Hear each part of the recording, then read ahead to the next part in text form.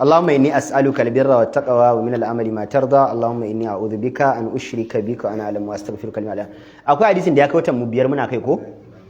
amma dina kamar sati mai ya kamata mu gama shi ya kawo ta biyar muna fassara shi amma kamar sati mai zuwa ina ga za mu gama shi insha Allah a hadisin fitsarin ba kauye a masallacin annabi ko annabi sallallahu alaihi wasallam ya zo ya samu wani yana zaune da sahabbai sai wani balarwan kauye ya shigo ko hadisin 162 hadisi Anas ibn Malik ana arabiyan bala fil masjidi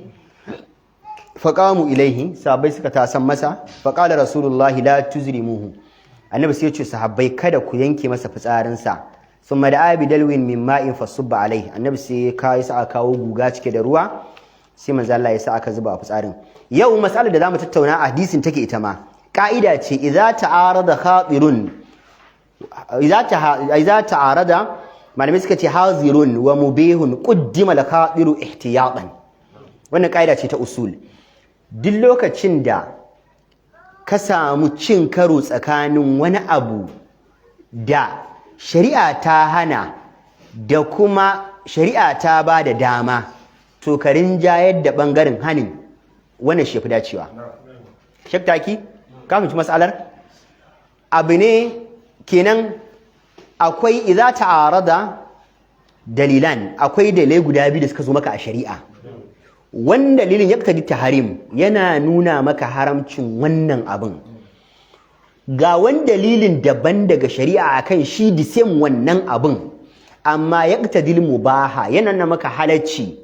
ka'ida shine ka rinjayar da bangaren haramcin ka bangaren halaccin ihtiyatan wannan ababin rinjaye aka ce ba ababin dole ba man sa'idu ka ga rike ka'idar ba ka rike ba ka'idar cewa ta yi idza ta'arada dalilani min ash-shar'i dalilai ne guda biyu suka zo maka a shari'a wannan dalilin akan wannan abin ya nuna haramcin wannan abin kana da nassi wani dalilin ya ƙara zuwa maka a the same shari'a din ya nuna maka halaccinsa to ka rinjayar da ɓangaren haramcin amma sai aka ce ihtiyatan a ababin abin da ya fi dacewa ba kenan ababin dole ba yauwa dan wani zai fahimci nassin yanzu misali hadisin Abu Musa al-Ash'ari da ake ta rikici akai ya annabi ya ce kada ka kalli alƙibla ka yi fitsari kada ka bata baya hani ba hadisin dan Abbas yace na hau gidan yar uwa ta zan mata gyaran kwano matar annabi sai naga annabi na tsugunno ya kalli baitul maqdis ya ba alqibla baya can ya hana nan aikin shi ya bada dama an samu cin karo ko ba samu ba to ka'idar da yanzu malai yake so ya gina mu akai shine ka dauki bangaren haramcin amma ihtiyatan underline the word ka gane karka je kana rigima da wai da ya dauki wancan kuma ihtiyat saboda da ka aikata abu kana ganin halal ne akwai bangaren haram a cikinsa gwanda ka haƙura da bangaren halal da ke cikin shi don karka fada bangaren haram mun sha faɗa cewa a dukkan lokacin da ka ga abu ya zo a dunkula a shari'a yana da afrat yana da wasu ababai ɗaiɗaiku a cikin shi haka ne yana da ɗaiɗaiku giya akwai amfaninta ba fihi ma ismul kabirun wa manafi'u linnas kenan a giya akwai amfani ko babu amma shari'a sai ta ce ka bar giyan saboda ka rinjayar da bangaren ithm din akan bangaren nafa din ana sayani kar ka rudi abin ba wani wahala fa akwai damuwa ba damuwa ka gane maganar giyan da nayi to irin wannan abin idan yazo ihtiyatan ababin yanzu ababin abin da yafi dacewa ka rinjayar da wancan bangaren ka haƙura kai da halalinka don kudin kada ka fada haram kada ka ce bari kai amfani da halal din don kar ka fada haram ka kaucewa haram ya fi dacewa da ka mori halal ɗinka don kunya yawwa amma wannan ba hadisi ba musulunci bane ba gaba daya akwai littafin kitabul furuq na Shihabuddin al-Iraqi juz'i na 3 shafi na 154 yace an muka kula ita shari'a musulunci ta mana rigata guda biyu ga kaida da zan faɗa yanzu a shari'a tana kokarin fitar da ababai da yawa daga haramci zuwa halacci, amma kuma ababen da take fitarwa daga shari'a tana fitar da ababai da yawa daga haramci zuwa halacci, tana fitar da ababai kaɗan ne daga halacci zuwa haramci. Ba wahala ka'idar ba? In ka kula duk abin da aka ce kulu, ku ci, ku sha, babu abin da aka haramta maka sai abin da shari'a ta haramta. Kenan ababen da aka haramta maka su ne kaɗan.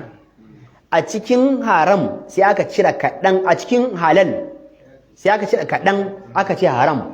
a cikin haram sai aka ciro dewa sai aka ce maka halal. Shari'a haka ta ma wannan gatan.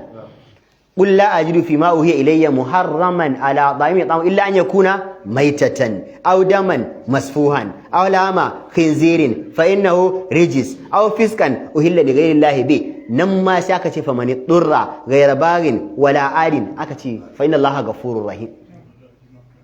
يوا ولا في مخمصة غير مجانب في الإثم فإن الله غفور رحيم. نما كاغا إيا أبن دا أكتي مكا حرام دين سياك إرغا ما سودا ياسا banda kaza banda kaza banda kaza banda kaza, kenan duk sauran sai aka ce maka me sunan su halal. Kenan shari'a an ka kula so take ta raba ta ciro maka a cikin haram ta ciro maka halal su zama dewa, amma a cikin haram so take ta cire maka a cikin halal so take ta cire maka kadan ya zama haram saboda ka ji dadin rayuwa. Allah ya sa mun fahimta. To shine malami yake cewa wanne yasa shari'ar musulunci ya zama tana da dadi, bata takura ƴaƴanta ba, kaza a ce ma haram, kaza ma sai aka ce haram, kaza ma aka ce maka haram. Kuma yace ka'ida ce duk lokacin da shari'a ta haramta maka wannan, irin wannan abin da aka haramta ma sai kaga an ce maka ga irin shi din halal. Yuhilluhum at-tayyibat wa yuharrimu alaihimul khaba'ith. Da aka ce maka yanzu misali kada ka ci naman jaki na gida, sai aka ce ka ci naman jakin jeji. An gane ai. Da aka ce maka misali kada ka ci alhanzir, a cikin mutane yake sai aka ce ka ci naman rago, ka ci naman saniya, ka ci naman akuya, ka ci naman taure, ka ci naman raƙumi, ka ci naman kaza, ka ci naman kaza. Abin da kake rayuwa da su wanda aka haramta maka ɗaya biyu ne. In ma ka ci as-sunnur bi ikhtilafin malikiya cewa cin kuliya halal ne ko haram ne, wannan akwai sabani kai. To kana rayuwa da kuliya sai aka ce misali mukaddara ma a malikin an ce kar a ci kuliya, sai ka ce bazan ci kuliya ba, bazan ci kare ba, bazan ci alade ba. Dabbobin da aka da baka dama ka ci sune kadan ku sune da yawa. Kenan a cikin haram da yawa asali sai aka ce an cire daya biyu uku, duk sauran an ce ka ci. Ko kun gane karatun? Al'asuli shine ba za ka ci abu ba sai an ce ma ka ci. In shari'a ta yi shiru ta ce ma abu kaza haram ne, ana nufin duk sauran to halal ne kawai. An gane? Akwai riwaya da ke cikin Sahih Bukhari tana Kitabul Iman, babu fadli man istabra'a li dini, hadisi na 52, mun ma san shi sosai. Tana ma cikin Sahih Muslim Kitabul Musaqat, babu akhdhi al-halali wa tarki ash-shubuhati, hadisi na 1599. An-Nu'man ibn Bashir yace sabitu Rasulullahi yaqul, naji annabi na cewa al-halalu bayyinun wal haramu bayyinun. Manzo Allah yace haram Allah ya bayyana mana su qarara, halal Allah ya bayyana mana su qarara, wa bainahuma mushabbihat. Manzo Allah mushabbahat, amma tsakanin halal din da haram din a tsakanin su akwai mushabbahat, akwai abubuwan da suna da part of halal, suna da part of haram. Shine ma'anar mutashabi. Abu ɗaya ne, a jikin shi akwai halal, a jikin shi akwai haram. Hanjin jumuna ne, akwai na ci akwai na zubarwa. Shi abu ne ya zo maka shari'a, amma a jikin shi akwai abu biyun nan, yana da halal yana da haram. To manzo Allah ya ce wannan kaga ba halal bane bayyin, ba haram bane bayyin, yana da wani bangaren halal yana da bangaren haram. La ya'lamuha kathirun minan nasi, manzo Allah ya ce mutane da yawa ba su san shi ba. Famanittaqal mushabbahati, manzo Allah sai ce dukkan wanda ya kiyaye ababan da a jikinsa akwai halal a jikinsa akwai haram, istabra'a li dinihi wa irdihi, ya kubutar da addininsa ya kubutar da mutuncinsa. Wa man waqa fi shubuhati, manzo Allah sai ce wanda yaje afkawa abinda a jikin shi akwai halal akwai haram, kara'in yar'a haulal hima, manzo Allah ce zai zama kaman mutum ne mai kiwo da ke kiwo bakin gabar gonan mutane, yushiku kirista rage masa an yi waqi'ahu ya fada gonan mutane. A cikin yanzu in aka ce wannan abin mukaddara wannan abin ba ga wani jallayi ba,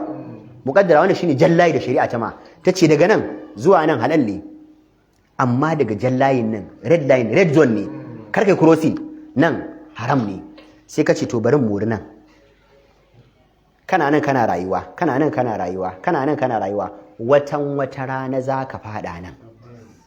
kaga abu ɗaya ne fa a jikin shi akwai halal a jikin shi akwai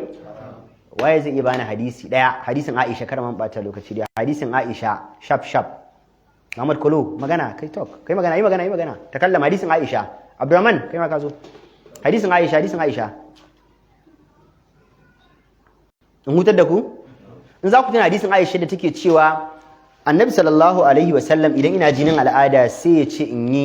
kunzugu in daure marata manzo Allah zai yi duk abin sai ta ce masa amma ayyukum amlakukum li irbihi a cikin ku waye ne zai iya yin abu duk da mace kuma iya kiyaye sha'awarsa bai afka wa haram din ban annabi ba wani yanzu idan aka ce mishi misali ai zan baka dama kai komai da iyalinka banda tarawa kaga a jikin mace daya akwai bangarorin halal akwai wani waje daya haram idan yanzu kaga mutum ya ga bai da control da zai iya rike kansa sosai to kada ma ya fara wasan kar ya fara wannan tabe-taben ya bari dan saura zai iya fadawa kun gane karatun yanzu kaga abu ɗaya ne amma a jikinsa akwai halal a jikinsa akwai to in kana zuwa halal din watan wata na in har ba Allah ne tsare ka ba to sai ka je ka fada ma haramun to shi manzo Allah yake cewa ala wa inna li kulli malikin hima ku saurara dukan wani sarki na da iyaka ala wa inna himallahi fi ardihi maharimahu iyakokin Allah a ban kasa shine abin da ya haramta ala ku saurara wa inna fil jasadi mudghatan a jikin jiki akwai ta tsoka idza salahat in ta inganta salahal jasadu kulluhu duk jiki zai inganta wa idza fasadat idan ta lalace fasadal jasadu kulluhu duk jiki zai baci ala wahiyal qalb musan hadisin nan ba ibn hajar a cikin fathul bari juz'i na 2 na 4 shafi 291 yace a wannan hadisin fi taqsimul ahkam ila thalathati aqsam huwa sahihun duk hukuncen shari'ar musulunci dukkan su abu ne gida uku ku rubuta na farko imma an yunassa ala talabihi ma'al wa'idi ala tarkihi sai kun sauri imma an yunassa ala talabihi ma'al wa'idi ala tarkihi shi ko dai shari'a ta bada nassi akan wani abu kayi shi dole idan ka bar shi za a ma zunubi mene wannan a halal da haram da mutashabe akramakallah shari'a ta ce kayi dole idan ka bar shi kana da zunubi halal ko haram ko mutashabe halal ba ka gane yanzu ai halal ne sallah halal ne azumi halal ne ko a gane ai yanzu mun dauki ahkamu shari'a ne gaba daya kawai yawa ahkamu shari'a duka komai yanzu ya shiga nan sallah azumi zakka karatun qur'ani waye ka gane ai shari'a ta ce kai in ka bari amma zunubi na biyu to imma an yunassa ala talabihi yawa imma an yunassa ala talabihi shari'a ta bada nassin cewa kai wannan abin ma'al wa'idi tare da yin narko za a ma zunubi ala tarkihi idan ka bar shi ina ya zama kaman wajibi to ai wajibi ba halal yake ba wajibi halal ne ko haram halal to shi yanzu ibn hajar ce ka sa su cikin nan duka na biyu kawai kishiyan wannan na farkon ne imma an yunassa ala tarkihi ma'al wa'idi ala fi'lihi kawai sai ka ce aks na farko kishiyan na fari shari'a ta bada nassi cewa ka bar fa wannan abin ka bar shi in kai kana da narkon zunubi mene shi haram ka bar shi in kai akwai zunubi halal ko haram masu ka rubuta na uku imma Allah yunassa ala talabihi wahidin minhuma ko dai a samu shari'a bata yi nassi akan kai nassi akan ka bari ba to wannan a cikin sa akwai yi a cikin sa akwai bari kowane abin ga shari'a ta yi shiru bata sa shi a layin kai halal ba bata sa shi a layin ka bari haram ba to shari'a ta gane yana da kuli-kuli ne mai fuska da yawa yana da afrat da suke dauke da halal yana da afrad da suke dauke da haram kenan a jikin abun akwai halal a jikin abun akwai haram sai ta shari'a ta shiru kun gane hikimar Allah wanda halal ne innal halala bayyin innal harama bayyin akwai abin da a cikin sa akwai halal akwai haram sai shari'a ta shiru ko kun gane karatun to shi yasa nan malamai suke cewa idan har mutum ya ga abin da a cikin shi akwai halal a cikin shi akwai haram in ya san ba zai iya kiyaye kansa ya tsaya wa bangaren halal ba tsayi zai iya sa ya je wa haram din to ya bari ihtiyatan wannan muka ce a babin kofa mai fadi mataka da muka ce misali in ka san tsotsi zai sa ka je ka fada mata yas'aluka ani mahid qul huwa adhan fatin sa'a zai iya sa wata ranka je ka fada to wannan dan gaisawan da dan tabe ma ka bashi halal din kare amma bashi dan karka fada haram za mu ci kadiyar musawa kan ba gane kadiyar ba open ba shi ala yawa ala fi'lihi wa ala tarkihi sannan malamai suka ce idan mutum yana so ya kula da rayuwar shi ya bar abin da ya taimaki rayuwarsa ya bar abin da yake masa mubahi ma Allah ya halatta maka don gudun kada ka je ka fada haramci shi yafi maka mutunci yafi maka tsaro akwai riwaya dake cikin Jami'at Tirmidhi kitabu sifatul qiyama war raqa'iq wal wara'u babu hadith i'qil wa tawakkal nan hadisi na 2518 Al-Hasan ibn Ali ibn Abi Talib jika Annabi sallallahu alaihi wasallam ba Al-Hasan ibn Ali yace manzo Allah sallallahu alaihi wasallam yace da ma yaribuka ila ma la yuribuka manzo Allah yace bawan Allah ka bar abin da kake kokwantansa ka je ka abin da ba kwanto yanzu duk abin da a jikin shi akwai halal akwai haram akwai kwanto a wajen ka ko babu akwai ba to bar shi kawai ba ya ku kwanto ba ka bar shi kawai an gane manzo Allah sai yace fa inna sidqa duma'anina ita gaskiya nutsuwa ce wa innal kadhiba ribatun manzo Allah yace ƙarya kuma kokwanto ce akwai ruwa da ke cikin sunan darimi hadisi na 167 yana muqaddima na jami'at na musnad darimi din babul futiya wa ma fihi min shidda babun bada fatawa da kuma abin da ake bada fatawa mai tsanani wani lokaci Abdullahi ibn Mas'udin yace ata alaina zamanun yace wani zamani mu ya zo mana wani lokacin bayan annabi ya rasu sahabbai da su rasu ma an fara tambaye dan Abbas fatawa sai yace ata alaina zamanun yace mu gashi wani zamani ya zo mana lasna naqdi wa lasna hunak yace mu a lokacin da muka rayu da manzon Allah a da din ba zamanin manzon Allah ba ma cikin wadda ake kama mana hukunci mai hukunci ba mu kai matsayin aka mana fatawa ba ma annabi na raye Abubakar na raye Umar na raye Uthman na raye Abdurrahman na raye wannan Abbas za tambaya yace amma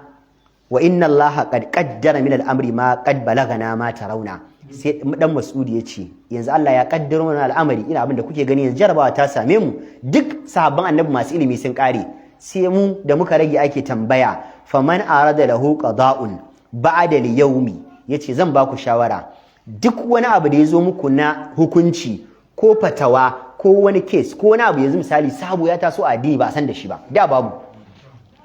falyaqdi fihi bima fi kitabillahi azza wajal yace ka dauki wannan abin sabuwar mas'ala ta zo da babu ita daura ta kan littafin Allah akwai ayar da za ta dace da shi fasara ta da ayar shikenan ma faradna fil kitabi min shay komai Allah ya ce mai hukunci cikin littafi fa in ja'ahu ma laysa fi kitabillah yace idan abin ka duba daga Fatiha zuwa minal jinnati wan nas babu ayar da za ta warware maka wannan matsalar yace falyaqdi bima qada bihi rasulullah kai hukunci da abin da annabi ya hukunta ne ma hadisin annabi in akwai hadisin annabi yayi case din wannan da irin abin a zamanin sa dauka ka fassara manzon Allah fa in ja'ahu ma laysa fi kitabillah dan masu yace idan abe zo maka baya cikin Qur'ani wala yaqdi bihi rasulullah annabi bai hukunci akai ba falyaqdi bima qada bihi salihun yace ka ji ka magabata na kwarai ka duba sahabban annabi ka duba tabi'ai atba'ut tabi'in ka zo su imamu malik ka zo su imamu al-bukhari ka zo su imamu waye ka zo yan baya kai dai ka duba waye a gaban ka yi hukunci da irin wannan abin waye ya bada fatawa irin wannan ka yi hukunci da shi ka kubuta ka tsira dan addini ne in ka faɗi magana in ba wani ne ya faɗa ka faɗa ba tana kanka ƙa'idar kenan ba tana kanka wala ya qul inni akhaf yace idan zaka bada fatawa Allah ya faɗa karka ji tsoro idan zaka bada fatawa annabi ya faɗa karka ji tsoro, zaka bada fatawa Imam Malik ya faɗa, dan Abbas ya faɗa, dan Mas'ud ya faɗa, sahabban annabi sun faɗa yace karka ji tsoro. Ba ga ayar ba, ba ga hadisin ba, ba ga maganan wanan ba, yace karka ji tsoro. wa inni ara fa innal harama bayyin, yace kuma kada ka zo kai kana cewa ni a gani na, ka kiyaye bakinka, ka kula, ka kiyaye bakinka, saboda in ka ce a gani na yanzu lodin abin yana kanka, in ka kai matsayin mujtahid kai ijtihadi, in ka dace kana da lada biyu, in ka kusuna lada daya. In ba kai matsayin mujtahidi ba ka je kai garaje, in barna kai tana kanka. Shi wanda ka bashi fatar wallahi bilis yake ci. Sai dan Abbas ya ce fa innal harama bayyinun, kun ga mun da wancan hadisin yace haram a fili take, wal halala bayyinun, halal a fili yake, wa baina zalika umurun mushtabiha, yace amma ku sani tsakanin halal da haram akwai abubuwan da suna da rikici. Fada ma yaribuka, sai ce ka bar abin da kake kwanto ila ma la yaribuka, zuwa ga abin da baka kwanto. Mubarak Furi a cikin Tuhfatul Ahwazi da yake wannan hadisin na ga muku yana cikin Darimi kuma yana Jami'at Tirmizi, hadisin da ma yaribuka ko. Mubarak Furi a cikin Tuhfatul Ahwazi sharh sunan Tirmizi mujallad na 3 shafi na 322 yace abinda manzon Allah yake kokarin gaya mana anan shine duk wani abu da kake yin kokwanto akai kana shakka, shin wannan abu min al-aqwali wala amali, wannan abin magana ce zaka yi, wannan abin aiki ne zaka yi, amma kana hukunto akai, shin wannan abin sunna ne ko bid'a ne, daidai ne ko kuskure ne, halal ne ko haram ne, yace fatarku aula ka bashi yafi. Ka zo ne ana rikici akan abu, kai ma sai ka sa gane matsayinsa, abu ya taso wannan abin halal ne ko haram ne, bashi kawai, dama ya ribuka ila mara, bashi kawai, wannan abin sunna ne ko bid'a ne, kai ma baka gane ba, bashi bawan Allah, bashi tukunna, sai an tabbatar da abu daya. Wannan abin barna ne ko gyara ne, maslaha ne ko mafsada ne, baka gane ba, bashi tukunna. Ko gane karatun? Ba shari'a ba ta yadda kai kundin bala ba, ka je ka shiga duka ka ce ai a cikin shi akwai afrat da suke na halal, bare shiga ciki wal Allah ka san a, ka gane ai. Ji wani kin wata tambaya, wai ban sani ba, money point suna bayar da loan ko? Money from microfinance suna bada loan ko? Suna bada loan ko? Yawwa. Waito akramakallah, idan muka bari gashi arna suna ta karba, suna ta bunkasa kasuwanci su, wannan bai zama maslaha ko da a ciki akwai riba, mu musulmai dan kar mu bari su kadai su mora mu ma mu karba ba.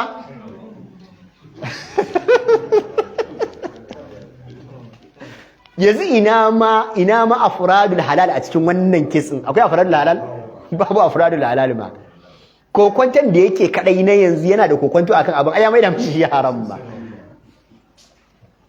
Ga wata ka'ida da zamu ƙara cirewa cikin hadisi, mun ci wacce ka'idar ba? Saddu zara'i al-muqdati ila al-haram. Imam Malik ibn Anas, din da Malikiya da muke karanta kula ai muna da saddu zari'a ai. Za a ce shi karkai wannan, shi wannan halal ne, sai ka ce shi din ma wannan karkai dan gudun kada ka fada haram. Wannan Malikiya muna da ai, muna cewa kan da garki ko saddu zari'a, saddu zara'i, a toshe kofa kan a ce ga haram. Shi wannan halal ne, amma in dai zai kai ka zuwa ga haram to karkai. Ko kun gane? Karkai. Suna da ka'ida na faɗin Allah da ke cewa wala taqrabul fawahisha ma zahara min hawa ma wala taqrabuz zina innahu kana fahishatan wa sa'a sabila, wala taqrabul kaza wala suka ce to ya zama karkaje din ma kofar a toshe. Wannan ka'idar da muke da shi na saddu zara'i, in dai kofa za ta kai mu zuwa ga haram, aina muka ciro na abin a cikin hadisin. Yanzu annabi sallallahu alaihi wasallam da ya ce wa sahabbai la tuzrimuhu, kada ku yanke masa fitsarinsa, kaga annabi yanzu ya toshe wata kofa ce wadda za ta kai zuwa ga ya bata masallacin da fitsari. To da haka idan kaga wata kofa an ta budu, halal ce asalinta, amma za ta bude kofar haram, halal din ma a kulle. Malam ka fahimce ne yanzu? Ka fahimci kaidar? Malaman da suke da wannan fahimtar suna da ayoyin da suka dogara shi, misali akwai ayat da ke suratul an'am aya ta 108. Allah ya ce wala tasubbu alladhina yad'una min dunillahi fayasubbu Allah adwan bighairi ilm. Asali yanzu ka zagi kafiri, ka zagi arne saboda yana bautan wani Allah, ai kai a wajenka wadannan halal ne ai. Ba yana kin bautan Allah ba? To amma sai Allah ya ce wala tasubbu alladhina yad'una min dunillahi, asali kai a wajenka din ka zage shin halal ne. in nace zagi ba ina nufin fa zagin da mu Hausa muka sani zagi ba fa aka ce sabbu shine al-kaibata kun ji kamar hadisin Abubakar za a ce fa sababtu yana zage shi za ku ji Abubakar ya faɗa haka kar ka fassara Abubakar cewa yayi zagi irin naka a'a ya aibata shi Annabi sallallahu alaihi wasallam cewa man sababtu kun tuna hadisin manzo Allah ya ce duk wanda ya san na zage shi ko na dake shi ban sani ba yazo ya rama kafin a je kiyama annabi zai zagi ba sai dai ka ce annabi ya ce wanda na aibata shi wannan kuma ce kai wane me yasa kake yin abu irin na jahiliya ai mutum zai ji ba daɗi irin wayannan ababan to su ake nufi Allah ya ce kada ku aibata wanda suke kiran wani kuma bayan Allah kai ka musu wannan halal ne ka ce kai wane wallahi baka da hankali ka je ka jeji kan bishiya ka sassako ku titire ka sai ka feke ka gyara ya zama gungume ka zo ka ajiye shi kana cewa shi ya alice ka shi ya baka tuwo shi ya alice babanka kai ka je ka sako shi ai wannan rashin hankali ne wannan rashin hankalin daidai ne ko ba daidai bane daidai ne sai Allah ya ce to kar ka yi dan za su zagi Allah shi kuma zagin Allah menene halal ko haram haram to kada kai wannan halal din dan kar wancan haram ta gudu ban san ko an gane karatun ba yauwa kar kai wannan halal din dan in kai wannan halal ko ta haram da za ta budu sai Allah ya toshe wannan kofar na biyu suratul nur ayat 31 wala yadribna bi arjulihinna liya'lama ma yukfina min zinatihinna Allah ya ce mata idan yaro ya musu laifi kada su zo suna bugun yaro da kafa idan mace yanzu dan ta mata laifi in za ta dake shi da kafa halal ko haram halal ba uwa kan da kuna ta dake yaro ai shari'a ta cika duka da kafa ne kawai cewa kai karka da ki fuska karka da ki makasa amma yanzu uwa wannan danta ne ya mata laifi sai Allah ya ce mace kada ta daki yaro da kafa kada ta yi bugu da kafafuwanta wala bi arjulihinna kada ta dinga bugu da ko kuma wanda suka fita babin tafiya kada ta dinga tafiya tana buga kafa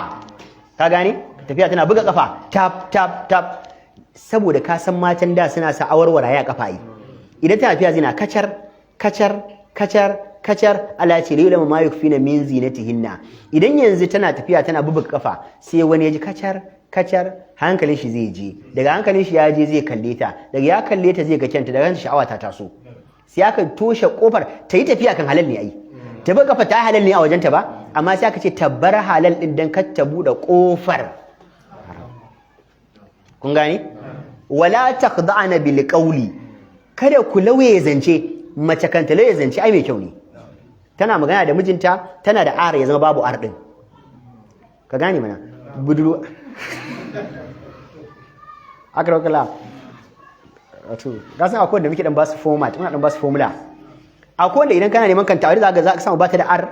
ba ta da s ba ta da wa ga ne kana auren ta duk za su dawo wannan ar din wallahi babu wani kawai yangaci to wannan idea ma ana so mace zama tana da ibnu baz ya ce mace ta iya lauye murya ma cikan mace ne in mace tana magana garanga tsau hakan nan mai gida idan ka tashi zuwa zo da attaruhu ba mace bace ai ana so za ta yi magana ta koyi wannan murguda bakin ta koyi wannan yangar ta koyi wannan lankwasa harshen ta koya ai mai kyau ne amma sai Allah ya ce idan a wajen akwai wanda zai fitinu tabar halal din dan fala fayatma alladhi fi qalbihi marad sai Allah ya ce qulna qawlan ma'rufa kenan a maganar nata wancan din halal ne amma in za ta fitina da ni sai ka tabar halal din dan gudun kada ta bude kofar haram karatun ya fito fili suratul nur again aya ta 58 ya ayyuhal ladina amanu Allah ya ce ku da kuka imani la yasta'dhinkum alladhina malakat aymanukum wal ladina bilhum minkum thalatha marrat min qabli salati al-fajr wa tatuna thiyabakum min ba'di salati al-isha thalathu awratin lakum Allah ya ce ya ku da kuka imani ababan da kuka mallaka na bayi idan za su shiga wajen ku da yaran ku kanana Allah ya ce kada su shiga wajajen ku lokaci guda uku min qabli salati al-fajr kafin sallar asubahi mutum yana iya tarawa da iyalinsa lokacin gajirana zahira an gane wa ba da salatul isha bayan isha'i yanzu wayannan lokutan baiwa ta shiga dakin ubangidanta yaro shiga dakin mamarsa yaro shiga dakin babansa halal ne ko haram halal ne ba amma gudun kada ya ga iyayensa a wani yanayi shi wannan kallon halal ko haram to sai aka ce kar ya shiga dan kar ya halal ta bude kofar kallon haram mafhum Baha aya ta 43 zuwa 44 idhaba ila fir'auna innahu tagha faqula lahu qawlan layyin sai Allah ya ce gaya masa magana da dada annabi Musa yanzu yazo fir'auna ya gaya masa magana mai zafi zafi halal ko haram halal ne ai sai Allah ya ce a'a kar ku yi haka din ku yi wancan la'alla wa tadhakkaru aw yakhsha in kuka yi wancan din halal ne amma wal Allah zai girman kai sai Allah ya faɗa masa layyin dan wal Allah ya faɗa ku kun gane suratul juma'a aya ta 9 ya ayyuhalladhina amanu idza nudiya lis-salati min yawmil jumu'ati fas'au ila dhikrillahi wa dharul bay. Allah ya ce ya ku da kuka imani idan aka kira sallah ranar juma'a ku bar kasuwanci ka sai da kayanka. An kira sallar juma'a halal ne, amma me yasa shari'a ta ce in an kira juma'an kar ka siyar? Dan idan ka fara ciniki hankalinka zai dauke ka rasa sallar juma'a. Sallar juma'a ka rasa ta halal ko haram? Haram. Da ka sai da kaya halal, amma ko bude kofar halal na ka sai da kaya zai iya haramta maka samu, zai kai ka fada zuwa ga haram na kin samu sallar juma'a. Masa ido ana gane karatun yana fitowa fili. Akwai ruwaya da ke cikin Bukhari kitabul manaqib babu ma yunha an da'awatil jahiliya hadisi na 3518. Jabir dan Abdullahi al-Ansari yake cewa ga zauna ma annabi mun yaki Muraisi tare da manzon Allah sallallahu alaihi wasallam wa qad thaba ma'ahu nasu min al-muhajirin hatta katharu. Mutanen muhajirun sun dinga cincirindo suna zuwa wa manzon Allah za ta fi Muraisi har sai da suka yi yawa. Wa kamil muhajirin rajul la'abun, a cikin muhajirin akwai mutum mai yawan wasa. Kasa cikin mutane ana samu haka, zaka samu mutum playable, shi abu kadan wasa yana da yawan wasa. Fa kasa ansariyan, kawai sai ya samu wani ba ansari sai ya bige shi a baya. Kai fa ghadibal ansari, wannan ba ansarin sai ya fusata. Kai waye bige ni a baya? Da ya juya sai ga ashe ba ansari dan uwan shi ba muhajiri ne dake shi. Kai gadaban shadidan, fishi mai tsanani, hatta tada'a har sai ya fara kira ya lal ansari, yace ya tawagar ansara a kamun dauke ba muhajiri ya dake ni. Wa qala muhajiri, shi ma wannan ba muhajiran da ya dake ba ansarin sai yace ya lal muhajirin, ya muhajirun ku taho ga ansarawa za su ji mun ciwo. Dan uwan shi ya kira su. Annabi yana jin ana azo a dauko makami an fara karau ana wasa barandamai. Annabi yana cikin tantin sa, annabi sai ya fito. Manzo Allah sai ya ce ma balu da'awal jahiliya. Manzo Allah ya ce me ya faru kuma yau? Kirayen jahiliya a cikin mu. Sun qala ma sha'anuhum. Manzo Allah sai ya tambaya wai me ya faru ne a can din? Fa ukhbira bi aksihi. Manzo Allah sai aka ga mishi cewa ai wani ba dan Makka ne mai yawan wasa ya bigi ba ansari a baya. Shine ba ansarin ya ji zafi yayi fishi ya kira yan uwan shi. Manzo Allah sai ce da'uha fa innaha khabitha. Akwai riwaya fa innaha muntina kuntuna. Manzo Allah sai ce ku barta, wannan abu ne mara kyau. Wa qala Abdullah ibn Abi Aufa, Abdullah ibn Ubay ibn Salul sai ya ce kai aqatta da'u alaina, kai kuji shi ba ansari ko muhajiri ba ansari ne. Sai ce da gaske da aka kira ansarawa shi ma ya kira muhajirin, aka ce wallahi dan an je mu rasi da shi ai. Sai ce la in raja'ana ila al-madinati la yukhrijanna al-a'azzu minhal azal. Yace na rantsi da Allah babu makawa in mun koma garin Madina masu daraja ansarawa sai mun kori kaskantatun muhajirin a cikin garin. Qala Umar sai ya ce ya Rasulullahi ala naqtuluhu ya Rasul, annabi zaka ba mu dama kashi Abdullah ibn Ubay ibn Salul ba? Annabi sai amfani da kaidi da muke kai. A kashe arni munafiki halal ko haram? Halal. Annabi sai ya ce la yatahaddathu an-nasu annahu kana yaqtulu ashabahu.